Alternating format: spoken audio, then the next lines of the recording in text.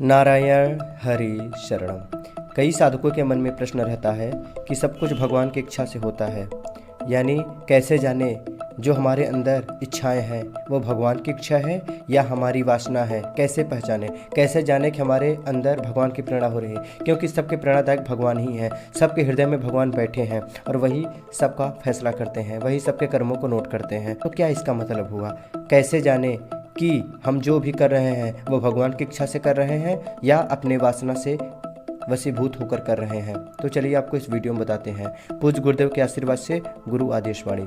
देखिए, जब भी आपके अंदर कोई इच्छा हो, पहले बात तो आप ये जान लीजिए कि भगवान कभी किसी से गलत कर्म नहीं करवाते, कभी किसी से गलत कर्म नहीं करवाएंगे, कोई हिंसा कोई गलत कर्म नहीं करवाएंगे।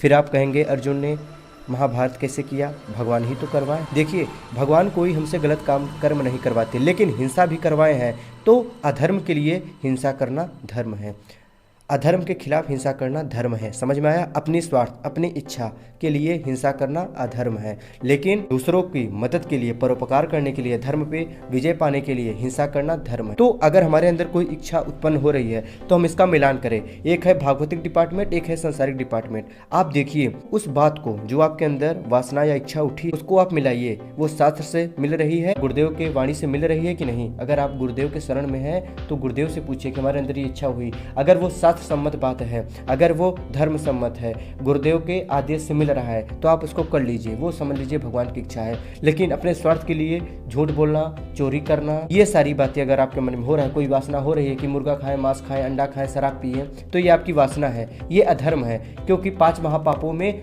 मांस खाना, चोरी करना, व्यभिचार करना, ये सब बताया गया है। तो कहने का मतलब है कि हमको धर्म युक्त कर्म करना है, क्योंकि भगवान हमेशा सबसे धर्म ही कराते हैं। लेकिन जहाँ पर वो किसी को मारने को कह रहे हैं तो देखिए वहाँ पे अधर्म है। जहाँ पे अधर्म है वहाँ तो भगवान खुद ही अपना शस्त्र उठाते हैं। तो भगवान कहते हैं कि जब जब धर्म की हानि होती है तब तब मैं अवतार लेता हूँ और मैं साधु पुरुषों की रक्षा करता हूँ और दुष्टों का विनाश करता हूँ। ये तो गीता में उन्होंने स्वयं कहा है। जहाँ पे अधर्म हो रहा है वहाँ पे शस्त्र उठाना धर्म हो जाता है। लेकिन ऐसे ही अपने स्वार्थ के लिए, अपनी सत्ता जमाने के लिए, अपनी प्रभुता दिखाने के लिए शस्त्र नहीं उठाना चाहिए। समझ में आया?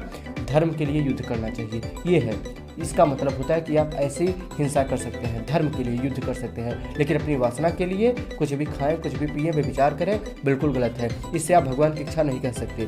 भगवान की इच्छा तब कहेंगे जब हम इच्छा रहित हो जाए, और अभी हम इच्छा रहित नहीं है। अभी हमारे अंदर कई चोर बैठे हैं जो अपने आप को भगवान सिद्ध करवा रहे हैं। काम है, क्रोध है, लोभ है, मोह है, ये सारे चोर हैं, हमारे ही अंदर है। तो अभी हम लोग उस कैटेगरी में नहीं पहुंचे हैं।